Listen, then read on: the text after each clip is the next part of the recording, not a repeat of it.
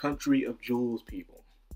Country of Jewels, in my opinion, not just one of the best anime of this fall, but one of the best anime of 2017. This was really good. I mean, the reviews for this anime from other people, even Anime News Network and other places like that, the reviews were always A's or A pluses, man. This show was amazing, man. This really did broke the barrier of CGI anime. Thanks to this anime, hopefully this will inspire people to make better CGI anime in the future, man. Because this was fantastic. I mean, it was breathtaking. The scenery was beautiful. I loved the music. So many unique and interesting characters. The suspension, and of course, the beautiful animation. This proved you can do something with CGI if you give it to the right people. And my goodness, this was fantastic. The last episode wasn't as epic as previous episodes, the amazing fight scenes and stuff like that. But this was more like it did a continuing loop kind of ending in a way. That also might lead up to a second season. And what I'm trying to explain is what Foes goes through. Anyways, the gym that Rutile was pretty much trying to woke up.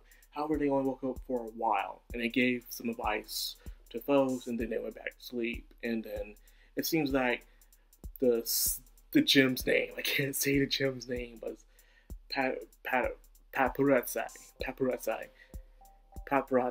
Yes, Paparazzi gave Foes some advice, telling her that she does have some desires to go against things that the other gems won't do.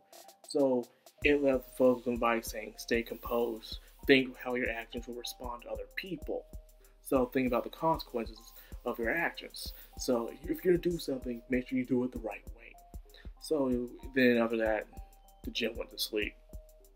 This episode pretty much really focuses on the other gems. Other gems had their own stories. Everyone in the show could be their own main character, their own story, with each of them having their own struggle. Some are trying to become stronger, become independent, get over the past, or they're trying to bring the past with them, or even finding a new purpose. There's all kinds of stories that each and every gem has to go through, but one of the stories we're just focusing on is Foes. And as this show goes on, we see how Foes completely changes from the very beginning. And they even show inside the show too. Something that I kept talking about they show in the show. And it was how she was thinking about how her past self was. Her past self was in a way useless and completely annoying to some people. However, she was so carefree and she acted on her own instinct. She acted on her emotions. If she wanted to do something, she would do it without hesitation. Despite how impossible it seemed that she said she'll do it, and gave people encouragement. So despite her not being useless and all that stuff, she had something that the other folks was envious of. And this shows that it starts right where it began, pretty much. In the beginning of the first episode of the season, it has Foes being called a sensei, and she's walking by, seeing all the other gems react and stuff like that. And you don't know much about them. And she's walking sensei, and she's all, like a kind of an ignorant puppy, She's very upright spirited, and she's just excited to do something in life. And then now, you see her in the last episode. She passes by. She's more thinking about what's going on. She has a goal of her own now, and she's more focused. And she sees her past self just playing around, enjoying her life. But she's more worried and has more burdens on herself now. She has seen and did things that she won't be able to really sleep well at night. So many regrets in life. So now she goes to Sensei with a different kind of foes. And I have to say, this was enjoyable. Especially, it was sad though. Of course, there's a lot of sad moments in this show. Especially with Cinnabar. As one of the main goals in the show was to help Cinnabar find a new job. But however, she kind of failed. She failed at that because she keeps forgetting about it. It's like, it's not her main focus anymore. Her main focus now is to find the secrets of the Lunarians. She's been obsessed with it to the point where she actually almost thought she made contact with one. She was able to grab one down and she tried to ask a question. And it seems like the thing was coming to life. We started seeing eye pupils in his eyes. I'm like, oh my goodness, this thing actually can breathe and talk. So yes, here is some big secrets going on. Something's going on. And the question is, why is Lunarian like that? Why does Lunarian all of a sudden roll his eyes back? And usually when that happens, it means someone's holding in their breath. Most of the times in shows and even movies, when someone's eyes are rolled back, it's because one, they're dead, or two, they're holding their breath. And as we all know, I've been trying to tell you guys, Lunarians are very prideful creatures. They see themselves as top of the food chain. Everything else below them is just things. So more than likely, the Lunarians, I'm guessing, hold on with me, they're holding their breaths. While they're on Earth, they're probably so proud of themselves that they hold their breath and they don't dare breathe the same air as creatures of Earth. And the reason why I say this is because in other Lunarian stories, for instance, Toho, the Silent Sinner in Blue, the Lunarians didn't believe in any form of living. For instance, they had a sea, a beautiful shiny sea, but however, there's nothing in it. There's no fish, there's no orgasms, organisms,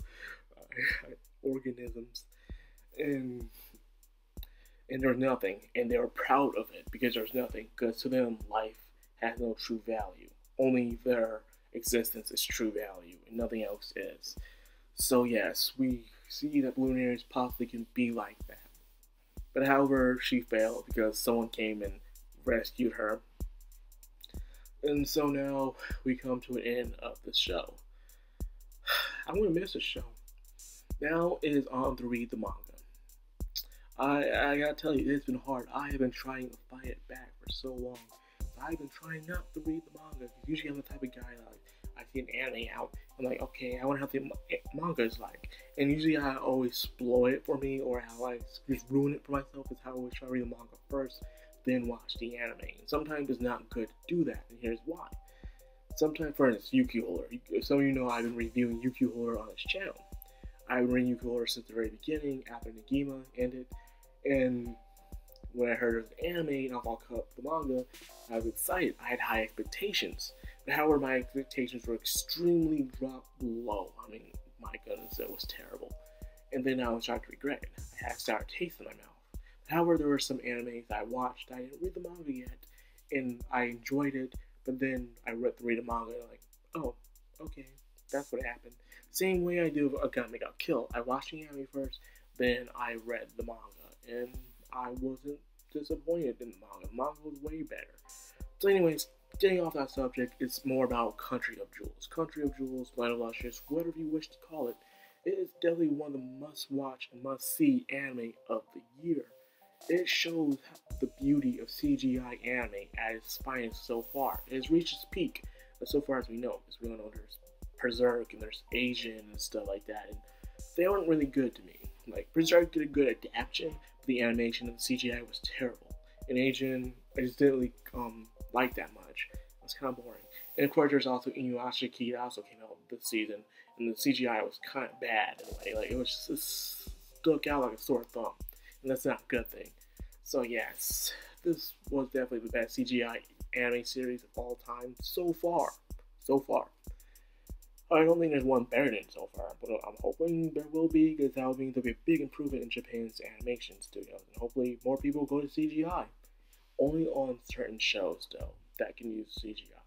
Only certain shows. Shows like Country Jewels could use CGI because the way the atmosphere was, the way the characters are, how unique they are. They weren't regular humans, they were gems that can shine, and they're in this big fantasy world with so much mystery, so of course they could use CGI. But anyways, I missed this series. It was a good series. I love it. I hope you guys did too, man. Tell me what you think about Country of Jewels. Did you like it? Did you hate it? Let me know. Anyways, if you like this video, please leave a like, comment, subscribe. I'll be much obliged. This is Miracle Anime. Sign out.